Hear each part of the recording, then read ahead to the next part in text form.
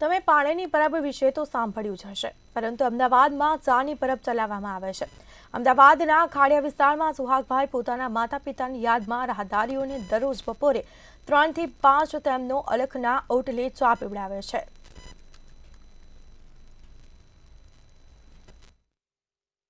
તમે પાણીની પરબ તો જોઈ હશે, પરંતુ અમદાવાદની અંદર આવેલી છે કે એવી પરબ જે ચાની પરબ છે અને ત્યાં નિઃશુલ્ક ભાવે ચાની સેવા કરવામાં આવે છે। અને દરરોજ જે બપોરનો સમય હોય છે 3 થી 5 એ દરમિયાન લોકો અહીંયા ખાસ રગડા જેવી ચા પીવા માટે થઈને ખાસ આવતા હોય છે। અને અહીંયા મહાદેવજીના નામે જે છે તે ચાની સેવા કરવામાં આવે છે। અને આપ જોઈ રહ્યા છો કે અત્યારે હાલ બપોરનો સમયગાળો છે, 4 વાગ્યા છે અને લોકો જે છે તે ચાની ચુસ્કી જે છે તે લઈ રહ્યા છે।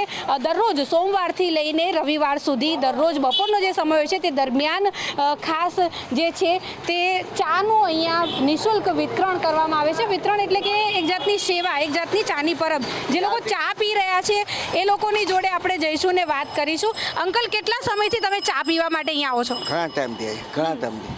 કેવી હોય છે ચા? ટોપ। ને 4 થી 5 વાગ્યા સુધી। હા। દરરોજ આવો છો? ના, દરરોજ નહીં, આવતા જતા પીએ।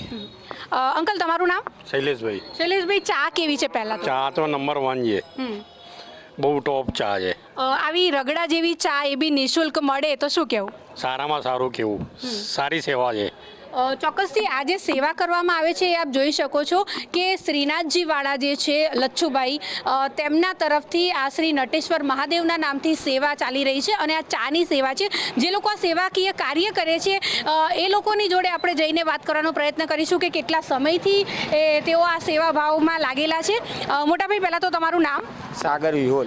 સાગરભાઈ, પહેલાં તો આ વિચાર કેવી રીતે આવ્યો, કેટલા સમયથી આ ચાલુ છે અને દરરોજનું કેટલા લીટર દૂધ વપરાય છે? દૂધનું લગભગ 35-40 લીટર વપરાય છે દૂધ, બરાબર। અને 4 મહિના થયા, 5મો મહિનો ચાલે છે, બરાબર। તો કેવી રીતે આ વિચાર આવ્યો કે લોકોને ચા પીવડાવીએ? માતા પિતાનું ધ્યાન થઈ જાય એમના પાછળ કર્યું છે, બરાબર।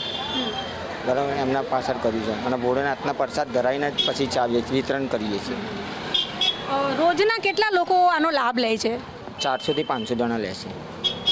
ચોક્કસથી તો રોજના 400થી લઈને 500 લોકો જે છે તે દરરોજ અહીંયા રગડા જેવી ચા જે છે તે પીવે છે। જો ખાસ વાત કરવામાં આવે તો પાણી વગરની ચા, આખા દૂધમાં બનાવેલી ચા હોય છે, તેનો પ્રસાદ બનાવીને પહેલાં તો સૌપ્રથમ મહાદેવજી છે તેમને ધરાવવામાં આવે છે અને ત્યારબાદ અહીંયા મૂકવામાં આવે છે। અને 3થી લઈને 5 સુધીમાં અહીંયાથી આવતા જતા જેટલા પણ લોકો છે, અહીંયા દોશીવાડાની પોળ છે આ, અને અહીંયાથી જતા જેટલા પણ લોકો હોય છે તે એનો ખાસ લાભ લેતા હોય છે। અહીંયાથી આવતા જતા જેટલા બી યાત્રિકો હોય છે તે અહીંયા ચાની ચુસ્કી લઈને જ આગળ જવાનું પસંદ કરતા હોય છે। ત્યારે જો વાત કરવામાં આવે તો અમદાવાદમાં આ પ્રકારની એક પરબ આવેલી છે જે પાણીની નહીં પરંતુ ચાની પરબ છે અને આ પરબને લઈને લોકો જે છે તે ખૂબ જ ઉત્સાહિત છે અને દરરોજ તેઓ અહીંયાથી જ્યારે નીકળે ત્યારે ખાસ એક ચાની ચુસ્કી તો ચોક્કસથી લે છે। કેમેરા પર્સન કૃણાલ સાથે અનિતા પરમાર, મંતવ્ય ન્યૂઝ, અમદાવાદ।